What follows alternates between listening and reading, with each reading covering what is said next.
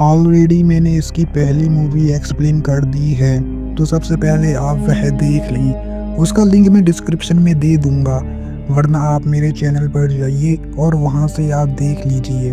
तो चलिए हम कहानी की ओर बढ़ते हैं। कहानी की शुरुआत में हमें बताया जाता है कि जो मैसेकर हुआ था उसके ऊपर एक मूवी बन चुकी है। हम फिल और मॉरिन नाम के दो कॉलेज स्टूडेंट को देखते हैं। वह आज थिएटर में लगी उसी फिल्म को देखने के लिए जा रहे हैं, लेकिन मॉरिन को हॉरर मूवी पसंद नहीं है, लेकिन फिर भी वह देखने के लिए चले गए। इस मूवी में भी विलन घोस्ट फेस ही है। जो भी लोग मूवी देखने के लिए जा रहे हैं उन्हें घोस्ट फेस कॉस्ट्यूम दिया जा रहा है। पूरे थिएटर में घोस्ट फेस कॉस्ट्यूम पहने हुए हैं। मूवी के बीच में फिल को बाथरूम लगती है, इसलिए वह बाथरूम करने के लिए चला गया। वहाँ पर भी घोस्ट फेस कॉस्ट्यूम पहने लोग थे। उनमें से एक ने उसको मार दिया। इसके बाद वह चुपचाप मॉरिन के पास बैठ जाता है। मॉरिन को लगता है कि वह फिल है, लेकिन थोड़ी देर बाद वह मॉरिन को भी स्टैप करके मारने लगता है। वहाँ पर बैठी पब्लिक को तो यही लगता है कि यह सब कुछ प्रमोशन के लिए करा जा रहा है। इसके बाद घोस्ट फेस वहाँ से चला जाता है। अब हम सिडनी को देखते हैं। सुबह सुबह उसको एक कॉल आती है और वह उसे उसकी फेवरेट मूवी पूछता है। सिडनी के पास कॉलर आईडी थी, तो उसे पता था कि कौन उसे कॉल कर रहा है। उसके ऊपर पूरी मूवी बन चुकी है, इसलिए उसको यह कॉल आम लगने लगती है। सिडनी एक कॉलेज में पढ़ती है, जिसमें फिल और मॉरिन भी पढ़ती थी। हम उसकी फ्रेंड हॉली को देखते हैं, जो उसके साथ रूम शेयर करती है। वह दोनों न्यूज़ देखते हैं, तो उन्हें पता चलता है कि उनके कॉलेज के दो लोगों को किसी ने मार दिया है। न्यूज़ सुनने के बाद सिडनी थोड़ी अलर्ट हो जाती है। कॉलेज में वह रैंडी से मिलने के लिए जाती है, क्योंकि उसको लग रहा है यह मर्डर एक सिग्नल है। हम सिडनी के न्यू बॉयफ्रेंड डेरिक को देखते हैं। वह आता है और सिडनी को ले जाता है। हम गेल को देखते हैं। मैसेकर के बाद वह एक सेलिब्रिटी बन चुकी है, लेकिन फिर भी आज भी वह रिपोर्टिंग करती है। इसका एक नया कैमरामैन है, जिसका नाम जोएल है। गेल के टाउन में दोबारा से मर्डर हुए हैं, यानी कि उसके पास न्यू स्टोरी है कवर करने के लिए। थोड़ी देर बाद वहाँ पर सिडनी भी पहुँच जाती है। वहाँ पर गेल का बॉयफ्रेंड मिकी भी मौजूद है। डोई भी वहाँ पर आ गया। सिडनी हॉली के साथ पार्टी में जाती है, जहाँ पर बहुत सारे लोग भी आए हुए थे। हम सीसी को देखते हैं, जो पार्टी में नहीं गई थी। वह घर पर आराम कर रही थी। सीसी को एक स्ट्रेंजर की कॉल आती है। वह उसके घर में ही मौजूद था।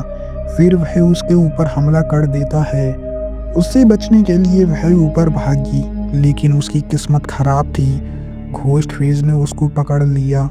फिर वह स्टैप करता है और उसे ऊपर से नीचे फेंक देता है।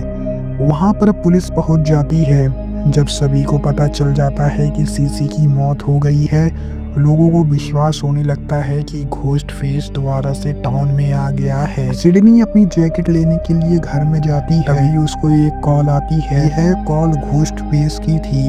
वह कहता है कि अब से शो टाइम शुरू हो गया है। फिर हम देखते हैं वहाँ पर घोस्ट फेस आ जाता है और उस पर हमला करने लगता है। सिडनी को बचाने के लिए वहाँ पर डेरिक पहुँच जाता है। उसके पीछे पीछे डोइक भी पहुँच चुका था। घोस्ट फेस तो भाग चुका था, लेकिन उसने डेरिक को जख्मी कर दिया। सिडनी को डेरिक के ऊपर शक होने लगता है, क्योंकि यह सब उसके लिए नॉर्मल नहीं है। पिछली बार भी हमने देखा था बिली ने उसकी जान बचाई, लेकिन बाद में पता चला कि वही घोस्ट फेस था। वह डेरिक को खुद से दूर रहने के लिए कहती है। इधर डोई और रैंडी सोच रहे थे कि किलर कौन हो सकता है। यह बात वह गेल को भी बताने के लिए जाते हैं। थोड़ी देर बाद रैंडी को घोस्ट फेस की कॉल आती है। रैंडी उसे बातों में उलझाए रखता है और बाकी दोनों घोस्ट फेस को ढूंढने लगते हैं, क्योंकि उन्हें मालूम है घोस्ट फेस आसपास ही है, क्योंकि जब भी वह आसपास होता है तब वह कॉल करता है। घोस्ट फेस तो उन्हें मिला नहीं, बल्कि वह तो एक वैन में बैठा था। बाद में उसने रैंडी को स्टेप डाउन कर दिया। इधर हम सिडनी को देखते हैं। जो लाइब्रेरी में कंप्यूटर में अपना काम कर रही थी। तभी उसके पास एक मैसेज लिखकर आता है कि आज रात वह मर जाएगी। उधर हम कॉटन को देखते हैं, वह वहां पहुंच जाता है। उसे सिडनी का इंटरव्यू चाहिए था, लेकिन वह इंटरव्यू देने के लिए तैयार नहीं थी। कॉटन बहुत डेस्परेट था। उसे देखने के बाद सिडनी को उस पर शक होने लगता है कि कहीं वह तो घोस्ट फेस नहीं है। इसलिए कॉटन को कस्टडी में ले लिया जाता है। पूछताछ के बाद भी उसके खिलाफ कुछ नहीं मिलता, इसलिए वह उसे जाने देती हैं। अब तक रैंडी के बारे में उसे मालूम पड़ गया। उसे काफी दुख हो रहा था। चीफ डिसाइड करते हैं कि वह सिडनी को एक सेफ जगह पर लेकर जाएंगे। गेल को भी रैंडी के जाने पर दुख हो रहा था। वह घोस्ट फेस को पकड़ना चाहती थी। तभी उसको एक आइडिया आता है। रैंडी के मर्डर से पहले जोएल रिकॉर्डिंग कर रहा था। वह सारी फुटेज गेल के पास ही है। गेल और डूई फोटो चेक करने के लिए फिल्म स्टूडियो जाते हैं। वह फोटो चेक कर ही रहे थे, तभी असलियत में वहां पर घोस्ट फेस पहुंच जाता है। उसने डूई को स्टैप कर दिया था और गेल कुछ भी नहीं कर पाई। हालांकि डूई अभी जिंदा है। इधर चीफ सिडनी को एक सेफ जगह पर ले जा रहे थे। हॉली भी उनके साथ जाने लगती है। रास्ते में उन्हें एक रेड लाइट पर रुकना पड़ता है। तभी घोस्ट फेस उन पर अटैक कर देता है। बॉडीगार्ड्स को मारने के बाद वह कार को ड्राइव करके सिडनी को अपने साथ ले जाने लगता है, लेकिन आगे जाने पर गाड़ी क्रैश हो जाती है। घोस्ट फेस बेहोश हो चुका था। सिडनी और हॉली गाड़ी से बाहर आ गए, लेकिन सिडनी को उसका चेहरा देखना है। वह वापस गई, लेकिन वहाँ घोस्ट फेस नहीं था, बल्कि वह तो उनके पीछे था। सिडनी के सामने वह हॉली को मार देता है। सिडनी अपनी जान बचाकर वहाँ से भागती है। उधर गेल चुपचाप वहाँ से निकल रही थी। तभी वहाँ पर कॉटन पहुँच जाता है। उसके हाथों पर खून लगा हुआ था। वह बताता है कि उसने डूई की मदद करी, लेकिन वह बेहोश हो चुका है। लेकिन गेल उस पर विश्वास नहीं करती। वह वहाँ से भागती है। रास्ते में उसे डेविड शाउलर मिलती है। वह उनसे मोबाइल लेकर पुलिस को कॉल करती है कि कॉटन घोस्ट फेस है। सिडनी कॉलेज के ऑडिटोरियम में पहुंची तो डेरिक वहां पर बंधा पड़ा हुआ था। घोस्ट फेस अब वहां पर पहुंच जाता है।